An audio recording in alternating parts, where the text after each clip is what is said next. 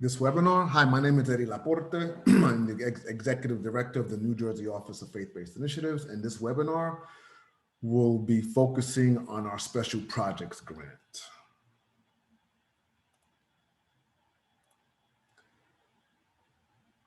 What we will be talking today about we will be reviewing the grant guidelines. We will also be accessing the applications through our online application platform called SAGE, S-A-G-E. To download the application and access supporting documents, you need to copy, this page, this link here, or do what I do and Google New Jersey Office of Faith-Based Initiatives. When you get to that page, you'll have a choice on the top. Click the home button. It's the button with a little house.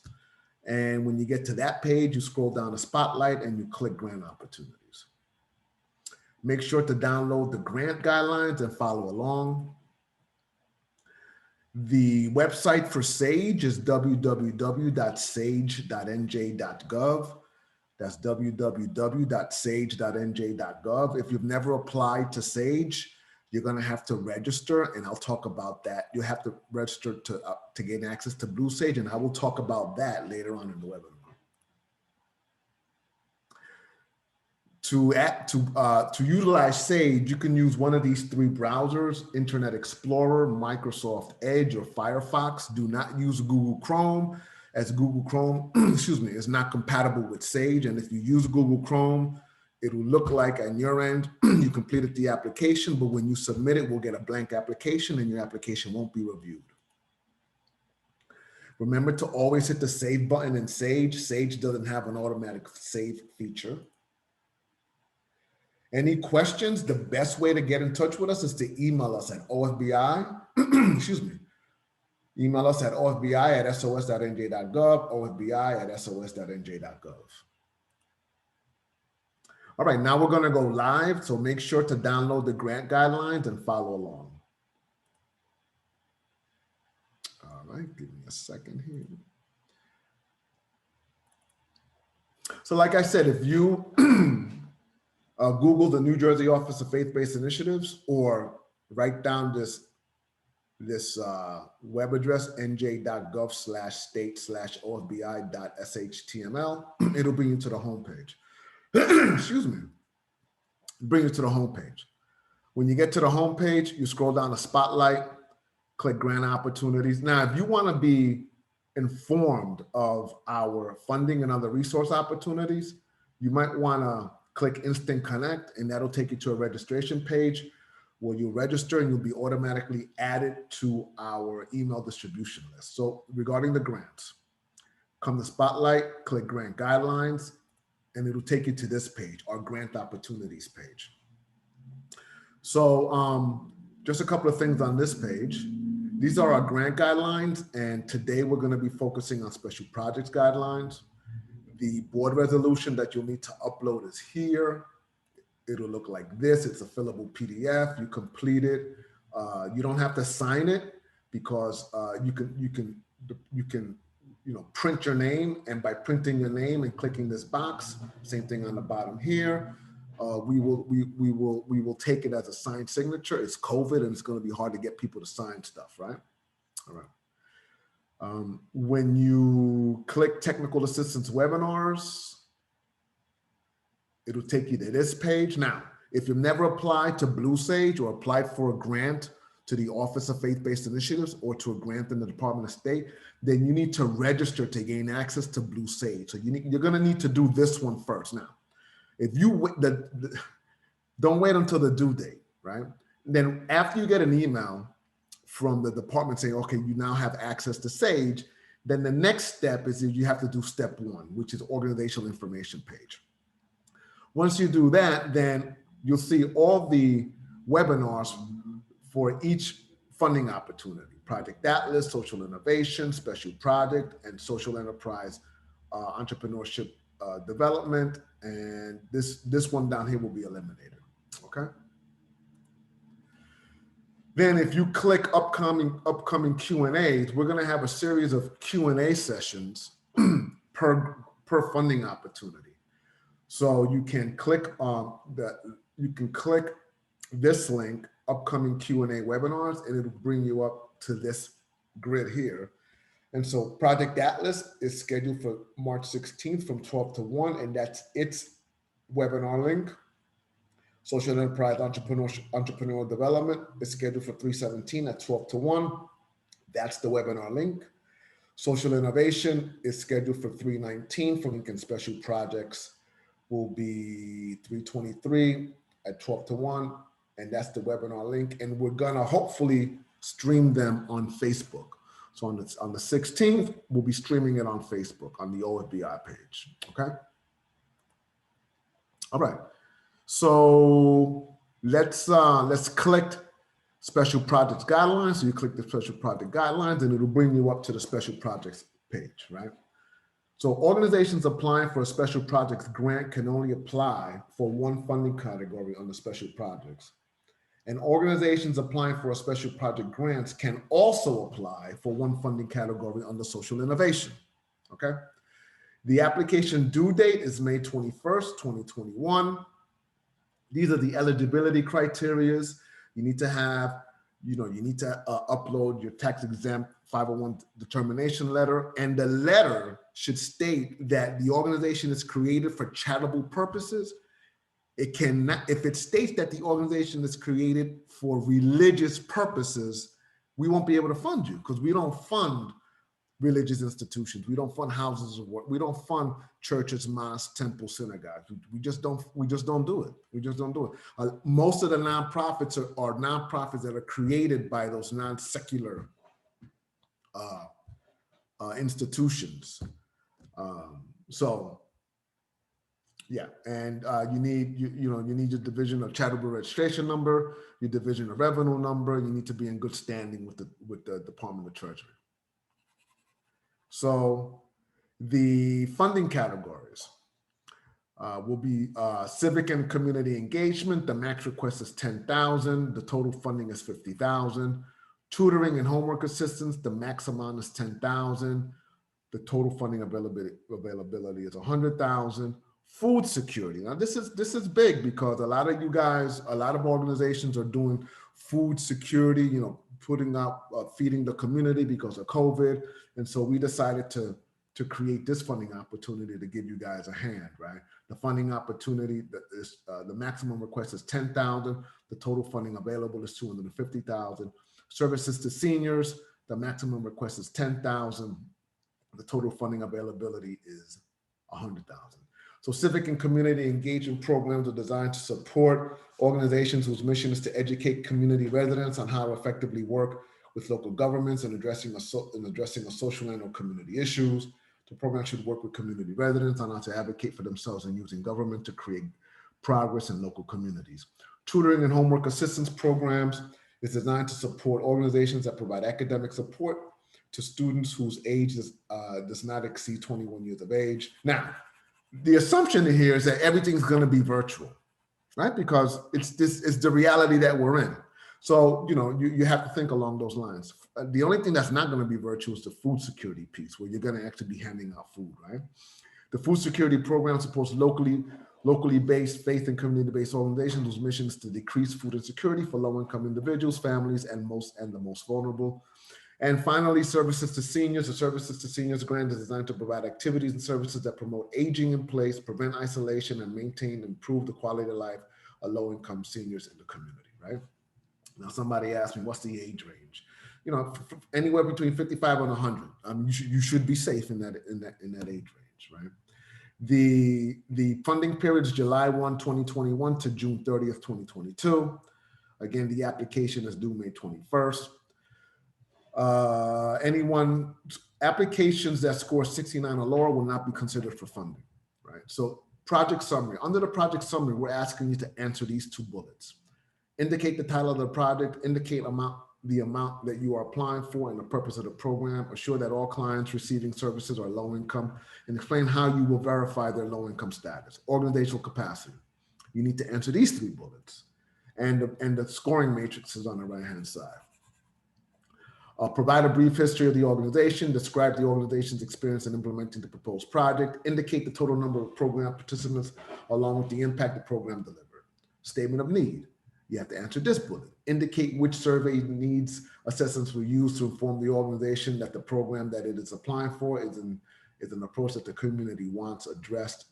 Statement of collaboration, you need to answer this section. Describe who are the 3 collaborating partners and how will the partnership impact the organization's ability to implement the proposed project. We are not asking you to upload award letters because it's COVID and it's hard. So I'll show you what you need to do in the application itself. Under project design, you need to answer this bullet, provide detailed description of the project, who, what, where, when, and why.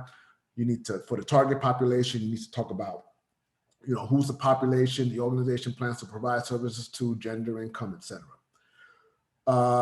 Goals and objectives, indicate the goals and objectives associated with the project. The evaluation section is how will you evaluate the success of the program. And then the budget forms, right? You need to complete all the budget forms in Sage. Now, these 3 expenditures, $2,000, $1,500, and $1,000, are suggested expenditures that you can put into your grant, right?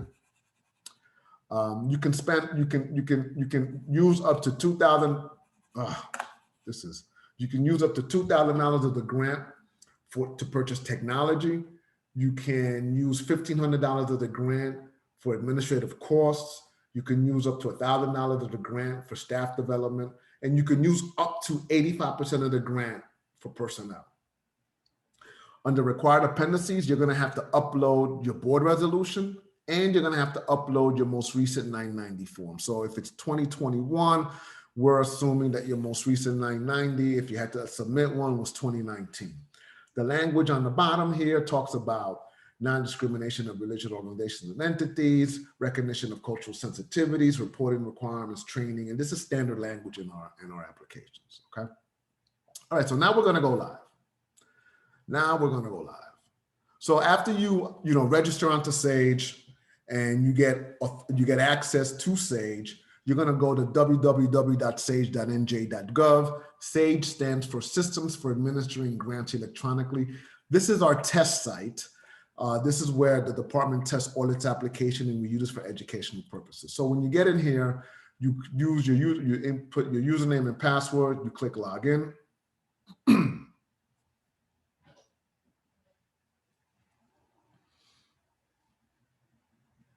And when you get to the My Task page, it's going to be empty. This is busy because it's the department tests all its applications here. The first thing we want you to do when you get to the My Task page is scroll down to view available opportunities and click view opportunities. Then under provider, we want you to open up the drop-down box and choose NJ Sage_DOS for Department of State. And then under document instance, we want you to type in special projects and then click filter.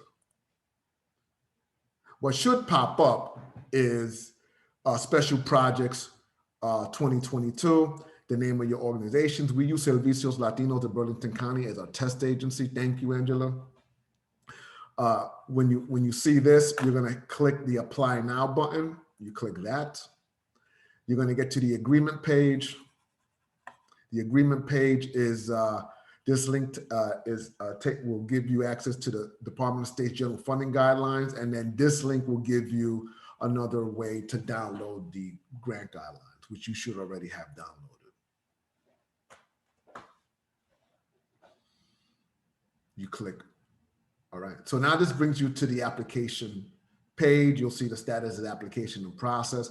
The first thing we want you to do is hover over Forms menu and click Profile Information. So now you're going to see this is empty and you can't fill anything out. The only thing you can fill out is this section here, and you got to check off this checkbox on the bottom. So make sure you do that. Now, in the webinar page where it says Step 1 organizational information, that page that you complete will be populated onto this page. The only thing you need to fill out is this section here. So I'm going to write Curtis Martin. I'm a Jet fan and he's a Hall of Famer, right? Ooh, Hall of Famer. Then I want you to go to the top and click Save. And then what's going on now is that Sage is going to that additional profile information page that you were supposed to upload those documents into, and as per the webinar, and it's transferring all that information over.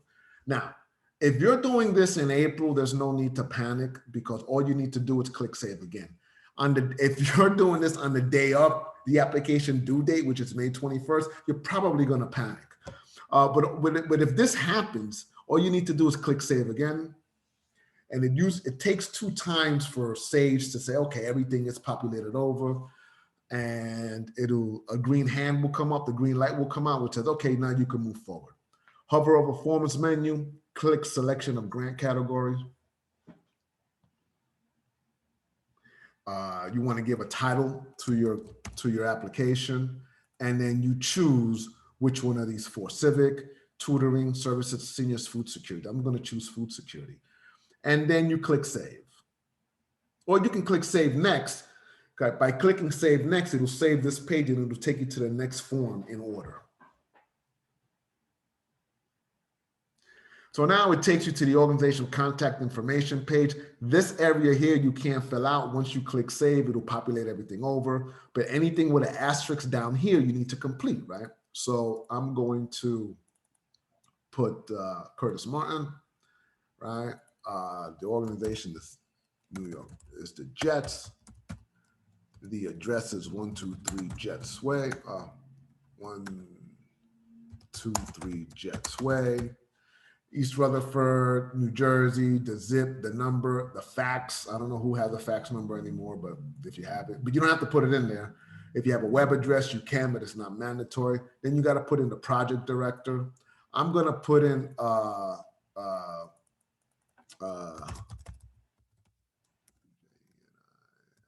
Jennifer Lopez.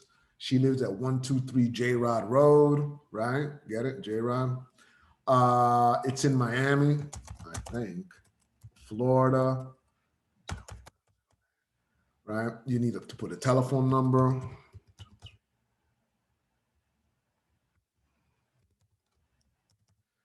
Let me see if that's correct. No, that's two. Yeah, that'll work. Hold on.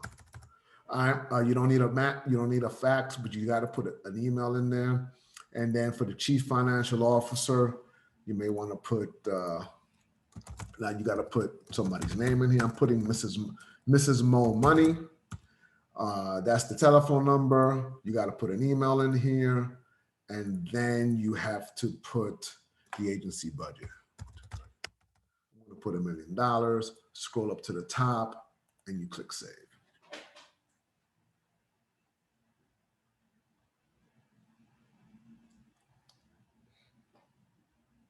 You get the green hand there. Everything is saved. Then you go to project summary. This is where you need the grant guidelines, right? Because this box is empty. So you need to know what to put in this box. So you need to look at the grant guidelines. Say, okay, what are they asking me to fill out in this section as per the grant guidelines?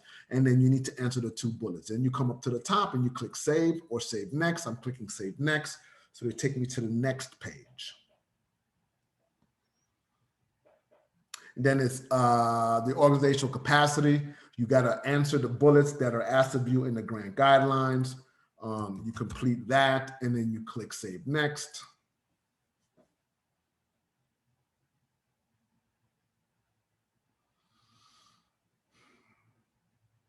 And then statement of need, you gotta answer the bullet in the grant guidelines, and you fill it out, put the information in this text box. And when you're done, you go up to the top and you click save next.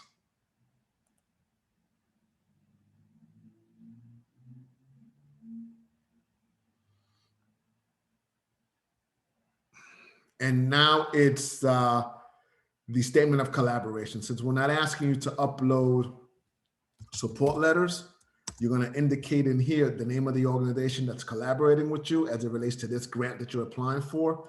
And in this text box, you're going to indicate what that organization's role is with your organization as it relates to this grant. Then you come up to the top and you click save. Do not click save next, click save, because you have to do this 2 more times.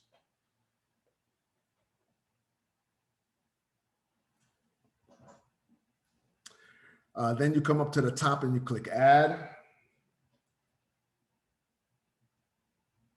and it wipes this page out. It gives you a second page. You put the name of the next organization here. I'm just putting test 2, and you write the summary of what that organization is doing with you as it relates to this grant, and you come up to the top and you click save.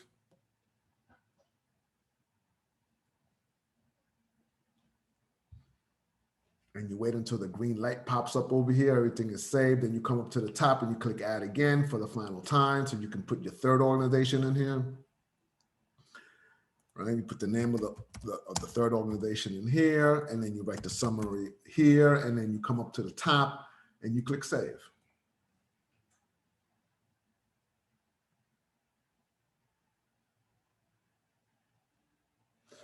All right, and so to make sure that all 3 organizations are in here, if you open up this drop-down box, you'll see test organization 1, 2, and 3 in here. All right, you hover over forms and you click project description. So under project description in the grant guidelines, you'll see project design, target population, project goals and objectives, and evaluation. You need to answer the bullets that are associated in the grant guidelines for each one of these sections. For now, I'm putting in test, just to keep it moving. Come up to the top and click save.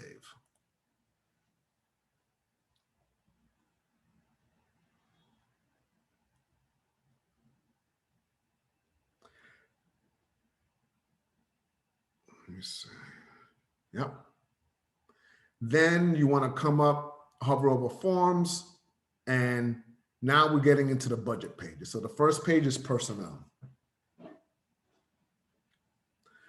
So this is the personnel page. So up to 85% of the grant can be used for personnel. So that means $8,500. You can't mix in fringe and non-fringe people in. So if you're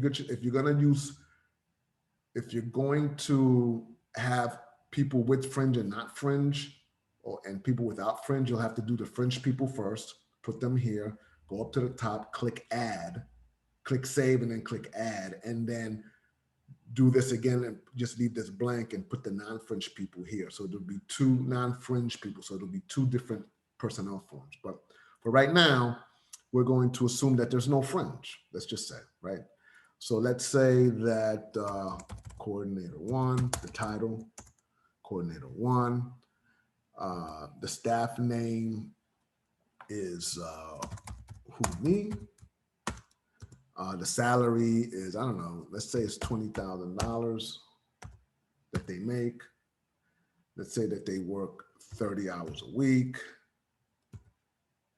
Let's say that they're going to work 10 hours on this particular job, on this particular project, and you're going to put the whole $8,500 under there. You come up to the top and click save. Let's say 20 hours. Let's say 15 hours. Go up to the top and click save.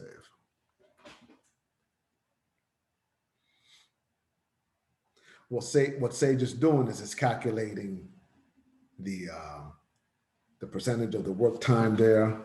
So that's perfect, right? So the total amount, Sage is saying that for this person who makes $20,000 a year that works 30 hours a week, but is going to work 15 hours on this job, that's 50% of his or her time. You're charging the grant $8,500. The total cost should actually be $10,000. Sage is assuming that the $1,500 is coming from other sources, right? That leaves you a balance of $1,500. So now let's say you're going to go, if you're not going to use consultants, but let me just go to the page. If you're not going to use consultants, then you can leave this page blank. You don't have to do anything to it. If you're going to go to other course categories, then the next one is other course categories. Let me go back to consultants because I just blew by that one. So let's say you're not going to put $8,500 in the grant.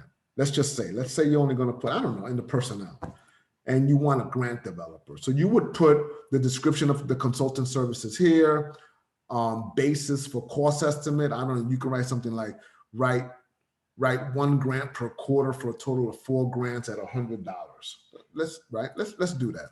Grant developer, 1 grant per quarter, TR, for a total of 4 grants per year at, I don't know, $100 per grant, right? So the cost estimate is $400, and you're going to charge the grant $400. You have to make sure that this is correct, that the consultant is not an employee of the organization. If that's the case, click yes. That there is a true employer, non-employee relationship, go up to the top and click save.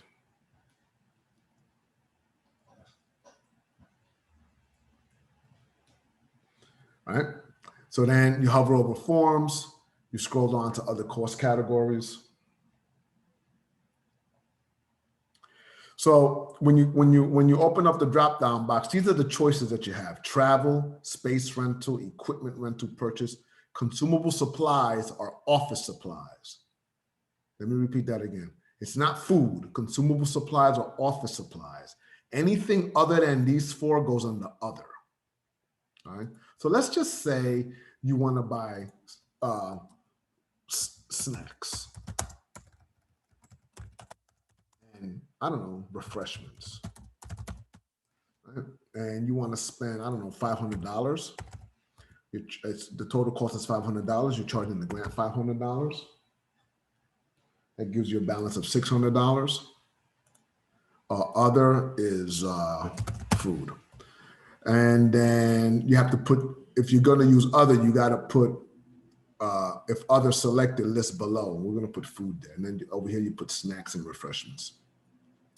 Then let's say you got $600, you need to purchase a laptop. So 1 laptop, $600. Right. So that charge is $600. The total cost is $600. You're charging the grant $600. All right. So you should be at the $10,000 mark. You come up to the top and you click save.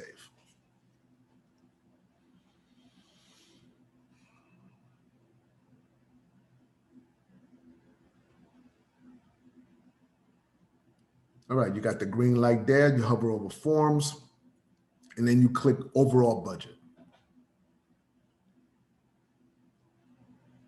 So when you get to this page, the only thing you can't do anything here. So the only thing we need you to do is go up to the top of the page and click save. And all the numbers from all the other budget forms are automatically populated onto this page. So remember, the max request is $10,000. So your grant funds requested from the state can't exceed $10,000. So it equals $10,000. That's perfect. Then you hover over forms and you scroll down to required appendices, where you need to upload the board resolution that you can download from our website, and you need to upload your 2019, your most current 990 form, right? So we actually have to do this. So I have a test sample here, so I'm going to just upload the test sample, and then I'm going to go to the 990 and I'm going to upload another test sample. So both of them are uploaded. I come up to the top and I click save.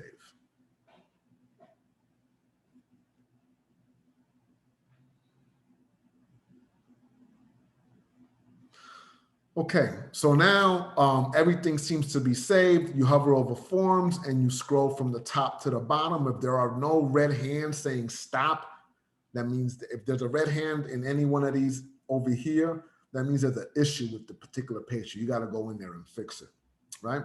So now that everything is A-OK, you hover over status change. You go to under application submitted, you click apply status, and that's how you submit the application. You get to the agreement page, you click I agree.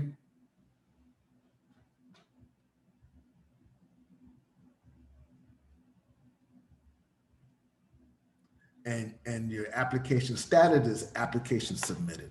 So that's how you gain access to Sage.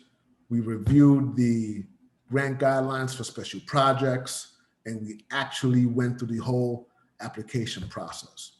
So if you want to ask questions, just make sure that you jot down the date for the special project, which is March 23rd at 12 o'clock, and that's the webinar link.